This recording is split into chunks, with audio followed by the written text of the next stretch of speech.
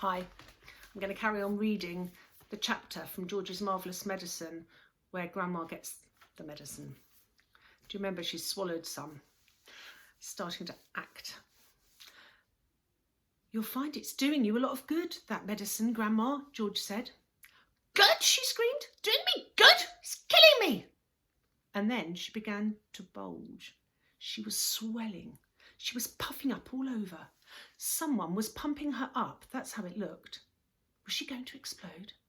Her face was turning from purple to green. But wait! She had a puncture somewhere. George could hear the hiss of escaping air. She stopped swelling. She was going down.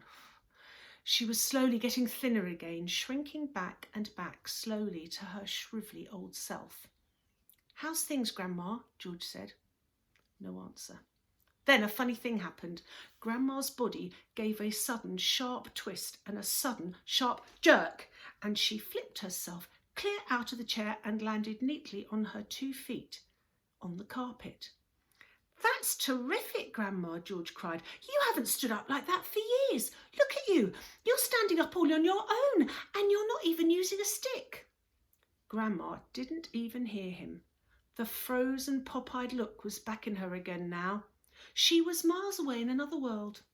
Marvellous medicine, George told himself. He found it fascinating to stand there watching what it was doing to the old hag. What next, he wondered. Well, he soon found out.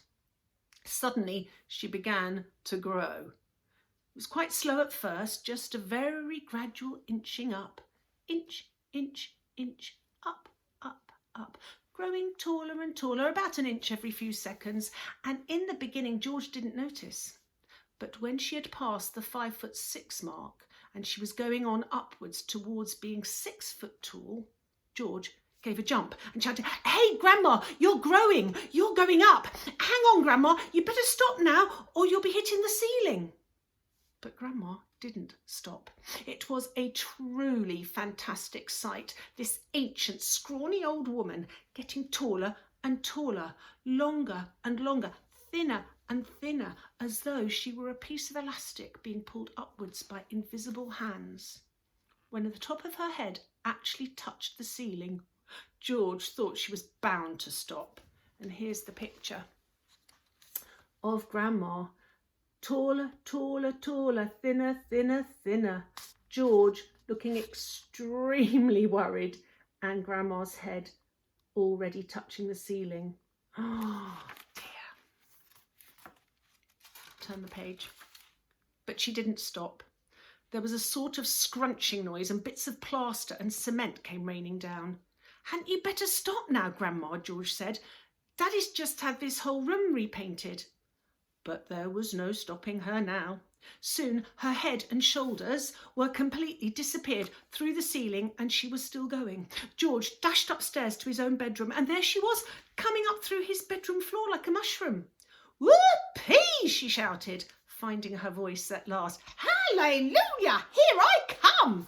There's her face, looking full of delight at her achievements. Steady on, Grandma, George said. With a hey nonny no, and up we go, she shouted. Just watch me grow. This is my room, George said. Look at the mess you're making. Terrific medicine, she cried. Give me some more. She's dotty as a donut, George thought. Come on, boy, give me some more, she yelled. Dish it out, I'm sewing down. George was still clutching the bottle of medicine in one hand and the spoon in the other. Oh, well, he thought, why not? He poured out a second dose and popped it into her mouth. Oh-wee! She screamed, and up she went again.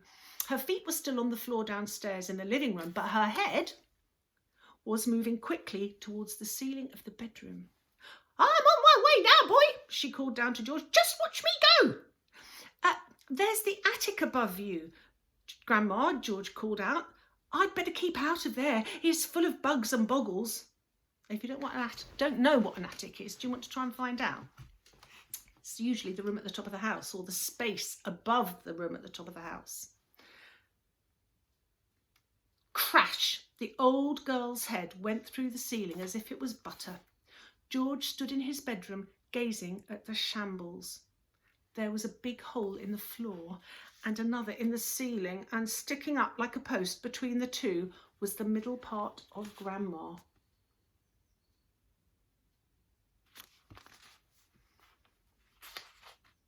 "No, Grandma, please, no." "I'm still going," came the screechy old voice from above.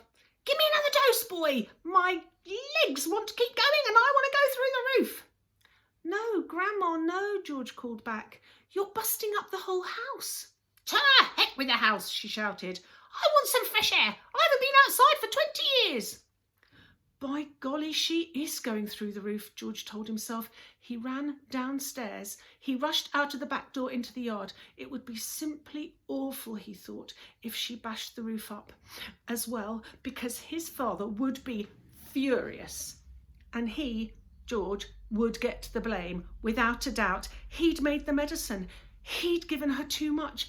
"Don't come through the roof, Grandma," he prayed. "Please don't." Wonder what happens next. That's the end of that chapter. Find out next time. Bye for now.